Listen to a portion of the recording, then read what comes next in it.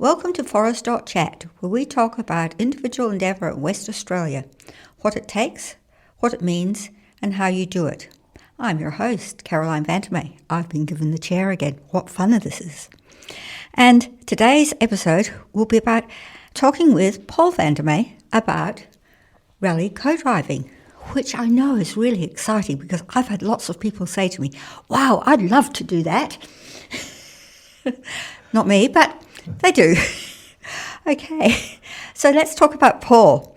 He started rally co-driving in 1989. That was when he did his first event, and he competed for some 30 plus years at all sorts of levels, starting with a club, venturing to state, national, and also international events.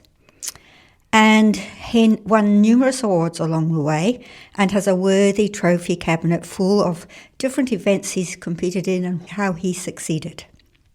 Welcome to Forest.chat, Paul. Thank you, Caroline. You've been along for the journey for a good part of that 30 years. This is true. Yes, I've learnt a lot about rallying along the way. And met some great people. Absolutely, it has been fun. You know, once you get over the nervousness of being out in the rally and what it's involved, there's lots of excitement there and lots of great people. There is, absolutely. So, Paul, on this topic of rallying co-driving, what exactly is rally co-driving? Well, rallying itself is a contest of time. So basically you jump in cars, there's two people in each car. Jump on them or in them? In them. Two people in each car, and this is special stage rallying, which is what I've been involved in. There are other types of rallying as well, but special stage rallying, two people in the car, you have a set course, and it's the fastest person or fastest team to complete the course. So the criteria is time. There's a little bit more to it than that because the event needs to run on time, and there are two different types of timing system, but the most recent one that I've got involved with is A to A timing, and with that of those events, the event stays on time because you are always on a schedule to be somewhere with your driver and with your car and ready to go.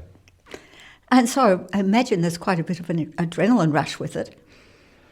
You're looking at speed, so yeah, it definitely is a adrenaline rush. You do all the things. You get yourself into a little cocoon, and you've got a little window out the front of the car.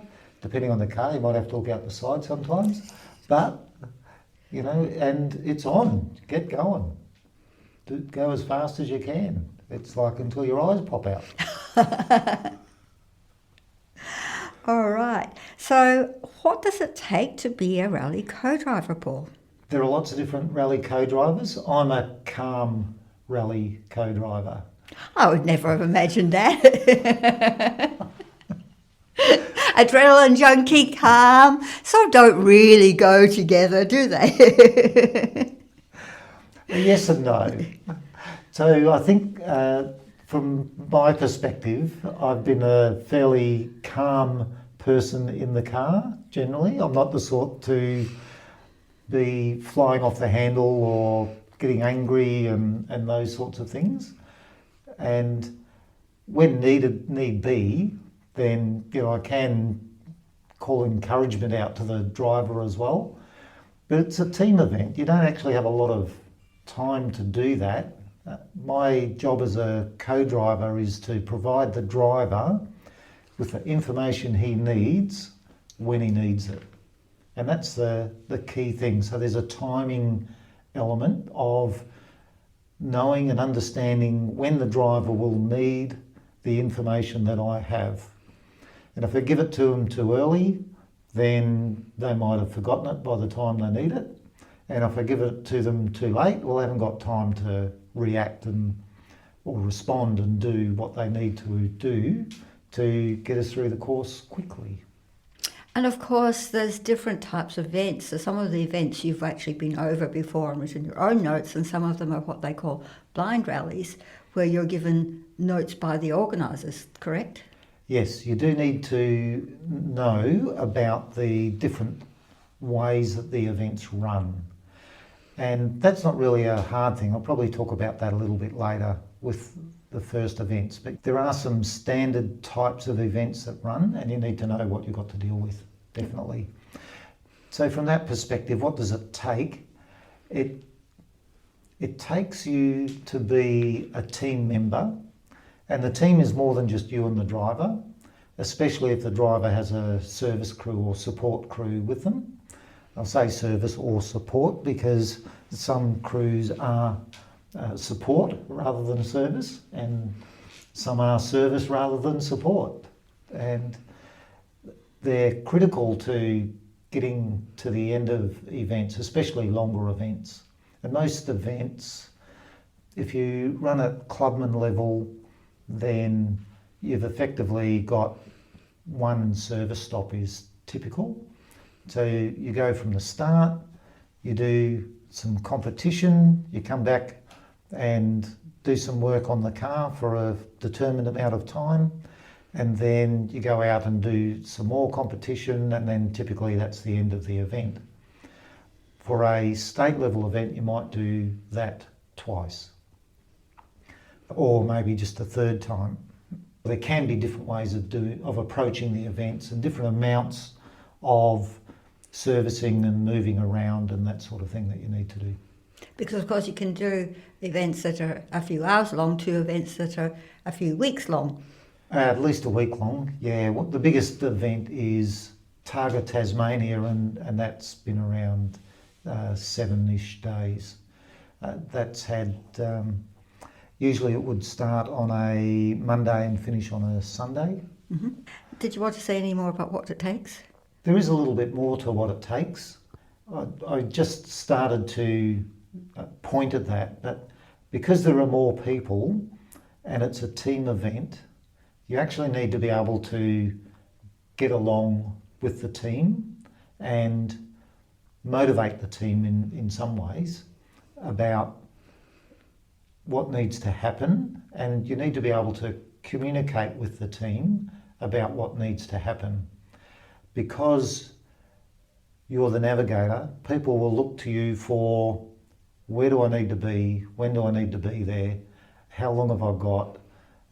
All of those questions tend to come back to the navigator, especially in smaller teams. If you're in a works team, there's probably someone else helping with that, and you maybe are just focused purely on the competition. But on smaller team, then you'll definitely have all of those questions like, how much fuel do we need now? How much, how long have we got? When do we need to be there? Which way do we go? All those questions come back to you, and you need to know. Mm-hmm. Yep. So you need to be prepared, and you need to have some understanding of how things will flow for the event. And often that's looking around and seeing who's going first. Typically in events, the faster drivers go first, but that's not always the case. In tarmac events, it's sometimes the slowest driver that goes first, so it might be also the least experienced. I know, I was quite amazed when when you started doing tarmac events, and I'm going, wow, this is very different. Seeing the slower drivers be the first off the cab, it was quite enlightening to see that in such a different way of approaching it. Yeah, they're not always the least experienced, but sometimes they can be. And if you're the first one there, then you really need to be talking to people around you about what is going on and finding out from other competitors often about how it flows on the ground, or even the officials at the various time points that you need to get to.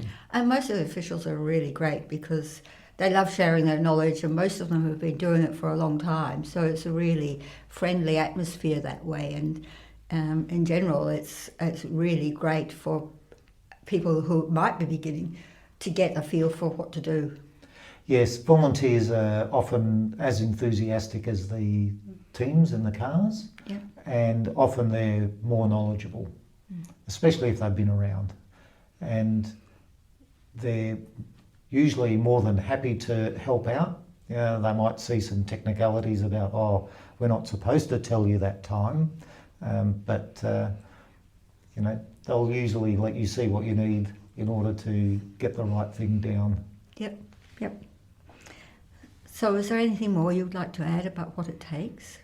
I think one of the biggest things is that you want to, if you're going to do something like this, you want to make sure that the people you're doing it with have similar goals. If you're a brand new person, you've got no idea what you're doing, and you're going to jump in with someone who's angling to take the state championship this year, then you may not be able to deliver everything that they need to deliver simply because you don't know it, you haven't learnt it yet.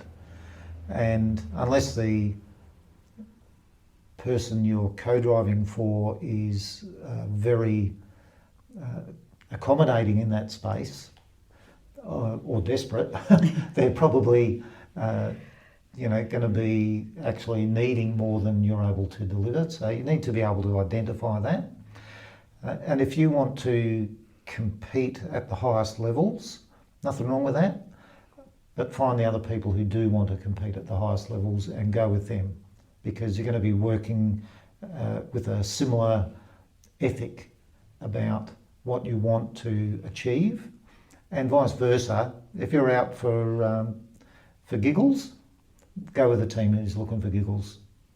And just that simple alignment will make a massive improvement in your experience of rallying. Yeah. Because it can be a lot of fun. Oh, it is a lot of fun. Yeah, exactly. So, yes, you do want to make sure your alignments line up. Absolutely. We've talked about what it takes, Paul, to become a great rally co-driver. Let's have a break, and after the break, we'll talk about what rally co-driving means.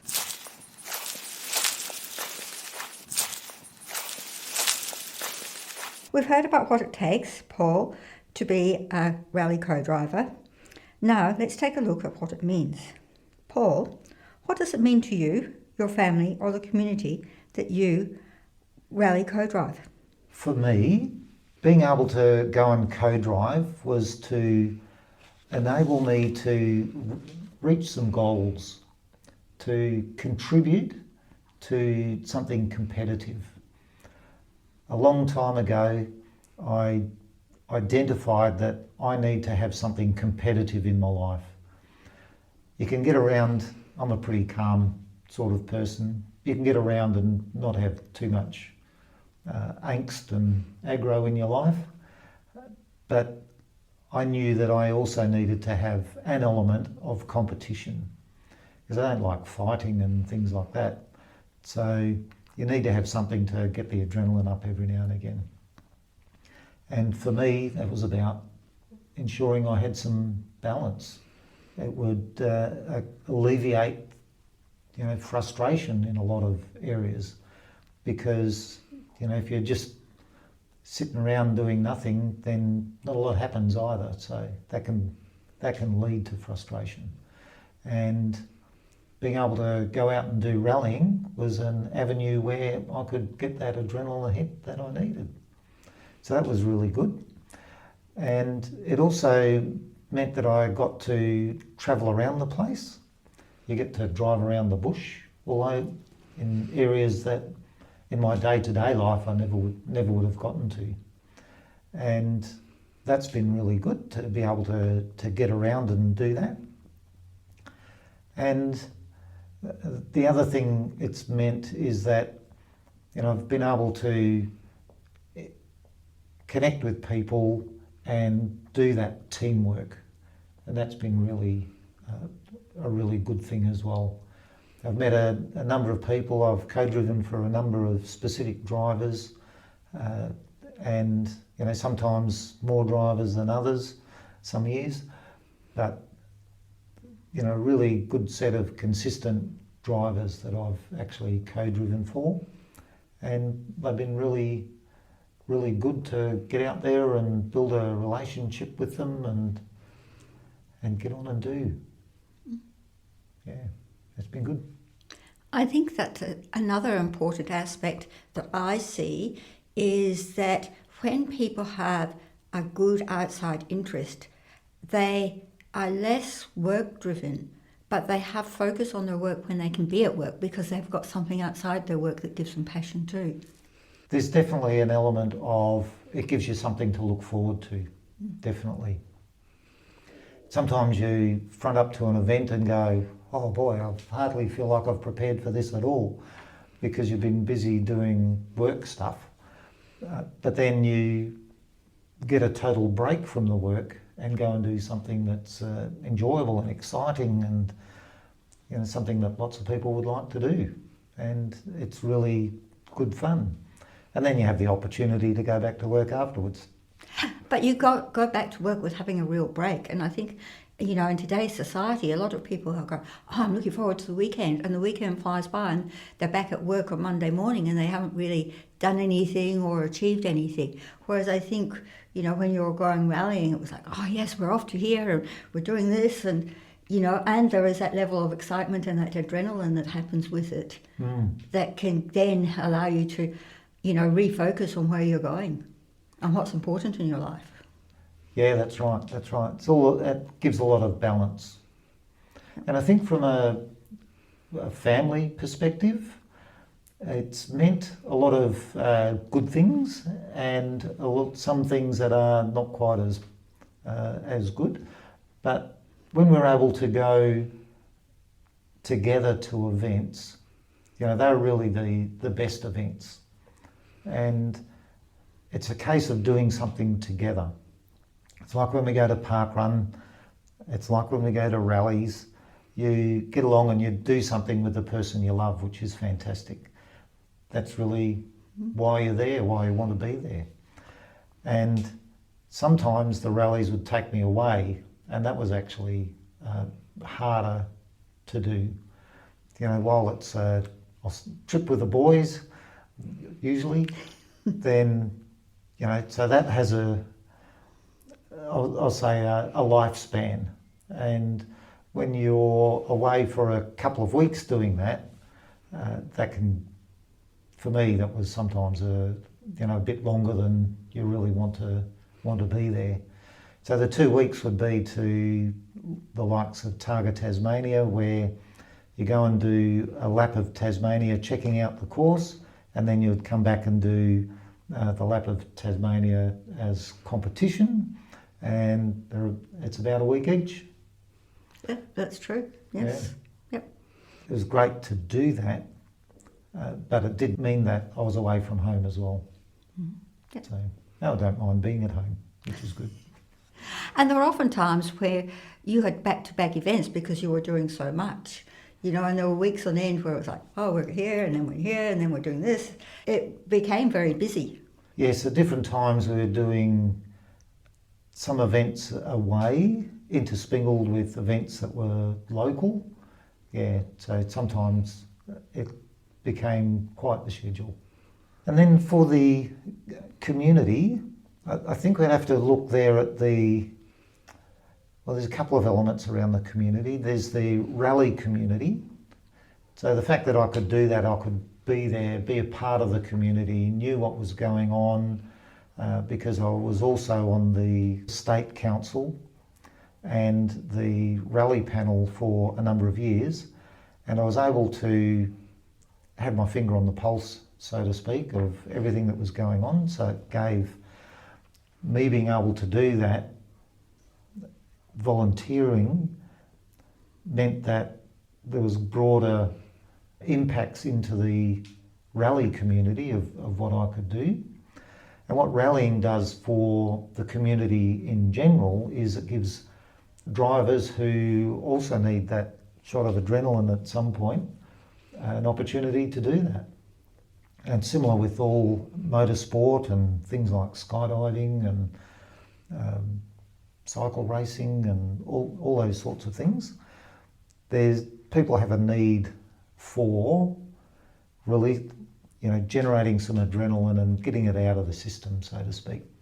And if that's not in society, then it gets down to pent up aggression and that sort of thing. So by allowing people to get out there and do sports that do put them on the edge and challenge them and exercise them, so to speak, then that's a good thing for society as well.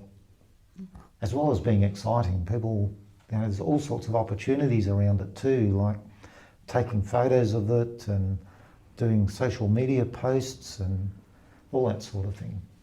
And if you don't understand what I mean, just get onto YouTube, look up all the rally videos you can find and play them at 2 times speed.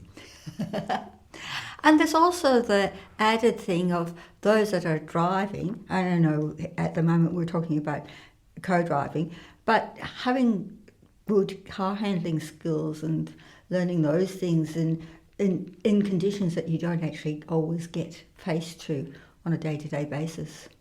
Driving on the road is very different to driving in competition. Competition really allows you to understand what your car is able to do.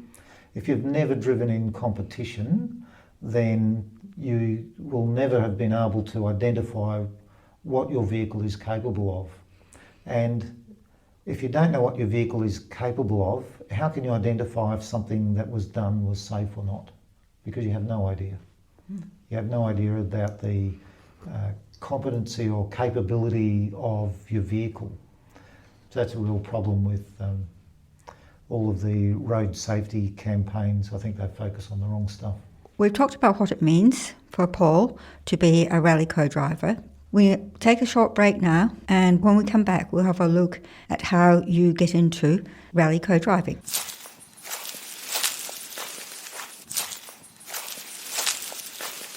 Paul, how do you get into rally co-driving? There's a few ways, but the base way is always to join a club first. Yep. Whatever you do, whatever you want to do in motorsport, go and join the club first. That's the most important thing. The people in the club will help you find out when the events are on, help you with getting excited about going to the events, and even volunteering at events before you get involved and start competing yourself is a super way to get a well-grounded understanding of what it takes to compete in the event. Now you can look at like Formula One from the outside, but there is so much going on in the background around a Formula One track that's out of sight, that usually it's volunteers that are doing it. And they're making the thing run. The most obvious things are like the flag marshals and that sort of thing, although they might do it with lights these days with Formula One, but any of those sorts of roles that are along the course. So in rallying, they're typically road closures, time controls, regroups and part finale. So they're different types of locations along the event course, and they all play their role in the string of vehicles that get processed through each of those points. And by going and doing a road closure, you get the excitement. You've got a front row seat and you're right there. You might end up having to talk to some people who show up, or you might be totally on your own for the entire event. Either way, doesn't matter. The cars will be coming past and you'll see what's going on, and you'll see the difference between the fast guys and the slow guys. And you need to look at that and go, what were they doing? Have a think about it. What did I see the good guys doing versus the slow guys? What was the difference? Okay, so then you look at that, and then you get yourself onto like a time control where the cars actually stop and process through, and at that point you can see at least one element of the timing of the event.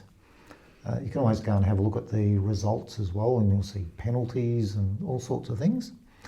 At a time control level, you're probably also having a closer look at some of the rules, because you need to know the rules that the cars are actually working under. So that's a really excellent thing for you to do, to get into it. And then if you help out at Regroup and Park for May, you also have an opportunity to go through and have a look at the service area and get to meet some of the people who've got the cars, working on the cars. You see the process of what they need to do to set up. So that's really important for a co-driver to know as well, because the flow of what happens in a service, you can see things that look like good practice and things that look like not so good practice. So you have an understanding what's the difference and why is that difference like it is. Is it because that guy's never done it any other way, or is it this other mob, they just really are getting along, they're really having a good time, da, da, da, da. You get to understand the nature of the different teams if you have the opportunity to go around and have a chat to people. You see the ones that are highly focused on the competition, and you'll see the ones that are out to have some fun. And that's one way that you can actually get involved with people who might end up enabling you to become a co-driver in a car. So even if you know nobody in the sport, by going down to your club, meeting some people, helping out on events, meeting people at the events, and working your way through positions to get to Regroup and Park for May at least, and then at that point, you know, you're in pretty close proximity to the people who have the cars and vehicles in order to enable you to co-drive. And then it's about building relationships. It makes a difference if you can do a little bit of maths with timings and things like that. You need to be able to read road books and calculate distances from distances that you're given. Sometimes they're there, but sometimes you've got to make some in-between calculations to fill in the gaps that the organisers have maybe done, or maybe pick up an error that they've done even, which errors are far fewer these days because they use different systems to what we used to use. So that will get you at least to the people who can give you an opportunity to actually co-drive and be in touch with the group of people who would be looking for co-drivers. Then you need to ensure that you read the regulations, you go and get the appropriate licence and jump through the hoops that it takes to do that. And that's more than it used to be. It used to be front up and pay your money, whereas now you've got to do some assessments and that sort of thing to get a licence to co-drive. And then you need to ensure that you've got the equipment. Now, by having a look through Regroup and Park for May, you'll get an understanding of the types of equipment that people are using. So when you're going to look for gear, you can understand better what you will need as a co-driver. So the basics will be some sort of fireproof one-piece suit, probably with fireproof underwear, long sleeves, long pants underneath, shoes you'll need. Some co-drivers use gloves or fingertipless gloves. So there are specific ones out there. They're not as common as the gloves for drivers. And then you're going to need a balaclava, a helmet, and a head and neck restraint. And there's a few different versions out there. But by seeing what people have got and talking to people who are wearing them and using them, you can see the difference and what would be best for you, especially if you're particularly small or large. And what's fitted in the car might make a difference there as well, in the way of winged seats and that sort of thing.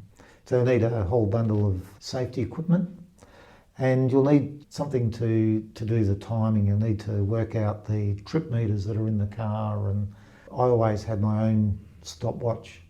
So there's a few bits and pieces in the car. There's often what they call a rally safe unit, and that's a GPS-based communications piece of equipment that provides you with information, and it tracks you for the organisers and can do automatic or manual alerts to the organisers if you need help, those sorts of things. There's usually a trip meter of some description, and depending on the type of event, whether it's a pace noted or a blind or route charted event, then The trip meter has more and less importance.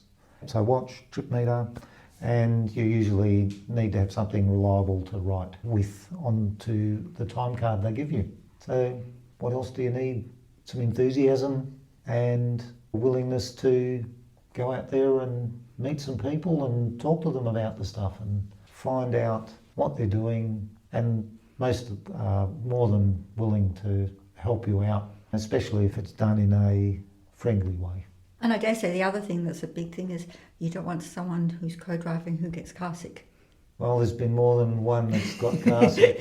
Yes, and sometimes it's something they find out on the day, isn't it? Those people need to talk to Caroline. But there are things you can do. I've not really had an issue with car sickness myself. There are a number of co-drivers or navigators who have had an absolutely terrible time. So it'd be a good thing to find out whether you've got to deal with that or not. That would be really a prudent thing.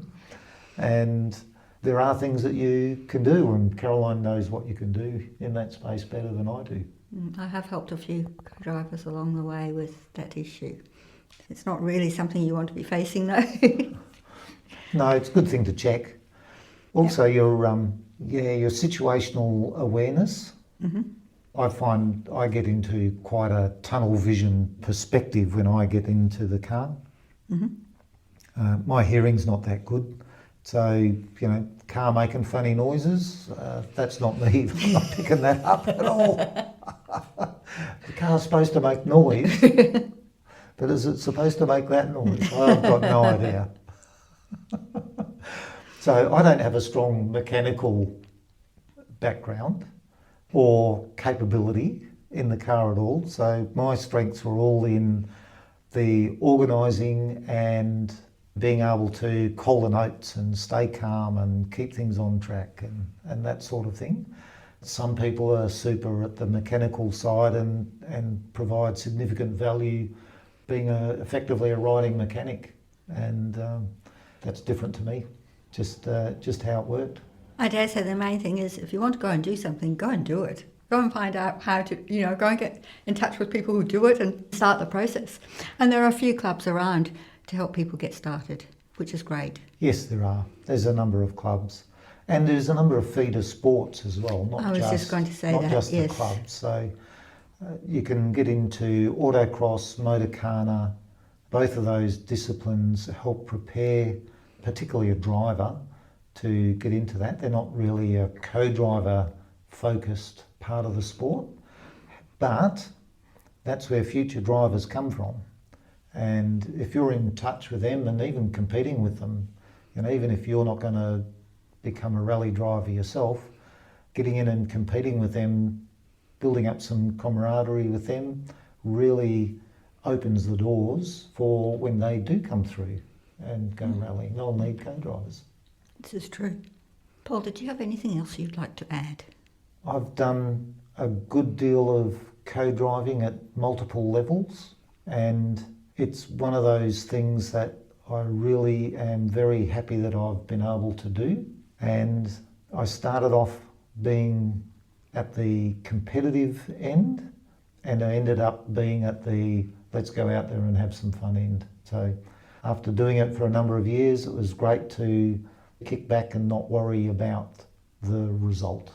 And there were a few times there where we didn't finish, which means there was no result. And you need to be prepared to have no result. And it's okay. It can be okay.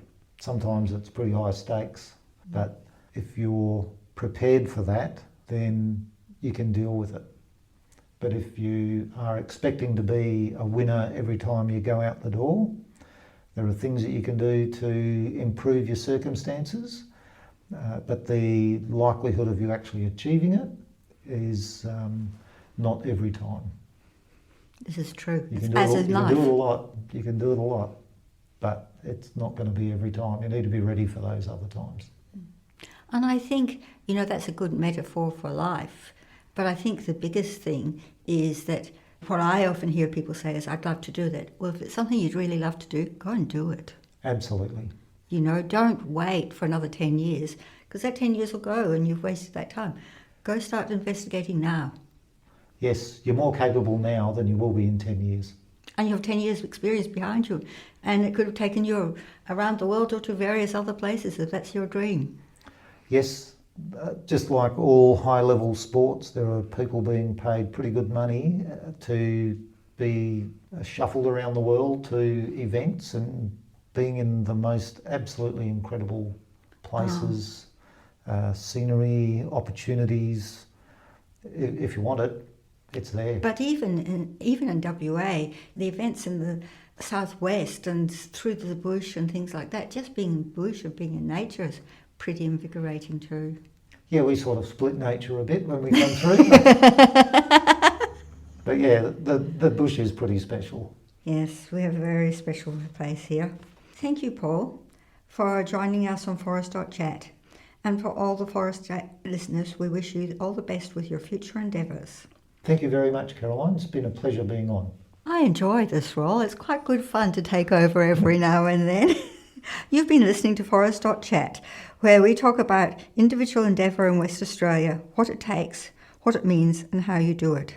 I'm your host, Caroline van der May, and in today's episode we talked with Paul van der May about rally co-driving. Remember, there are 4 ways you can get involved with Forest.chat. Share the domain forest.chat with your friends and family and people you meet. Listen to the published episodes at forest.chat/episodes. If you or someone you know does something interesting, book an interview at forest.chat/interview. If you want to support a local business, book an advert at forest.chat/advert. I'm looking forward to joining you with our next guest. Until next time, enjoy making it happen.